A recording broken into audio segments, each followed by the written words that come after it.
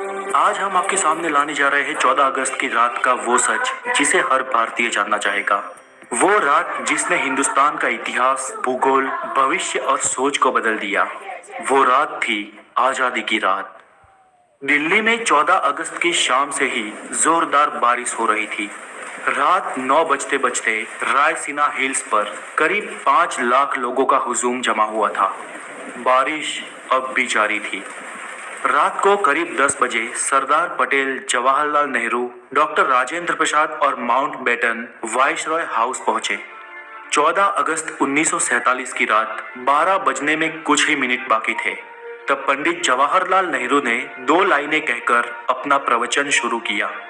At the stroke of the midnight hours, when the world slept, India will be awake to life and freedom. चंद ही मिनटों में 12 बजे और 15 अगस्त का ये दिन भारत के लिए खुशियां लेकर आया। 190 सालों बाद ब्रिटिश हुकूमत से देश स्वतंत्र हुआ था, लेकिन इन खुशियों के साथ उतना ही गम था, क्योंकि भारत ने अपना 3,46,737 स्क्वायर किलोमीटर का पूरा विस्तार और करीब 8 करोड़ 15 लाख लोग एक ही रात में गंवा दिए थे। देश 2 टुकड़ों में विभाजित हुआ था, हिंदुस्तान और पाकिस्तान। हिंदुस्तान यूं ही आजाद नहीं हुआ। 15 अगस्त के बहुत पहले ही ब्रिटिश हुकूमत का अंत शुरू हो गया था।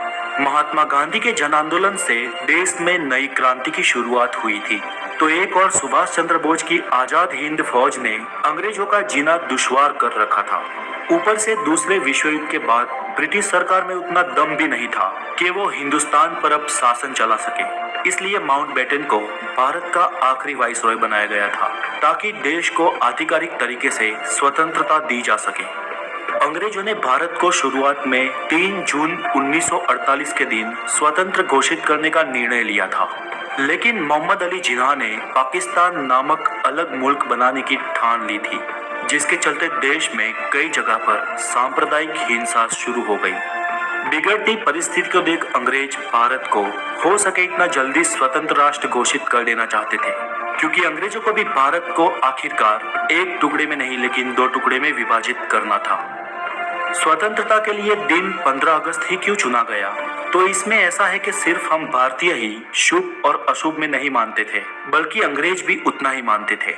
माउंटबेटन मानता था कि 15 अगस्त का दिन शुभ है, क्योंकि 15 अगस्त 1945 के दिन ही जापान ने शरणागति स्वीकारी थी और इसके ऑफिशियल साइन 2 सितंबर को हुए थे। इसलिए बेटन के अनुसार 15 अगस्त का दिन मित्र राष्ट्रों के लिए शुभ था। तो फिर रात 12 बजे के वक्त को ही क्यों तय किया गया? तो इसके लिए भारतीय ज्योतिषियों का मानना था कि वो वक्त देश की स्वतंत्रता के लिए शुभ है। तय किया गया था कि पंडित नेहरू को अपनी स्पीच रात 12 बजे से पहले ही समाप्त कर देनी है और रात 12 बजे शंखनाद के साथ भारतीय लोकतंत्र की शुरुआत होगी। ठीक वैसा ही हुआ।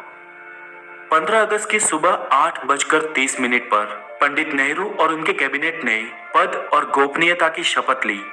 रात की लगातार बारिश के बाद सुबह आसमान बिल्कुल साफ था। लोग बेसब्री से इंतजार कर रहे थे आजाद भारत के तिरंगे को लहराते हुए अपनी आंखों से देखने का।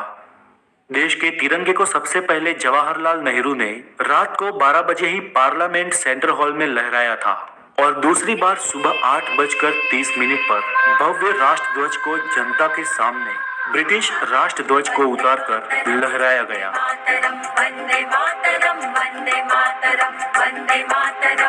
देशवासियों की आंखों में खुशी के आंसू थे।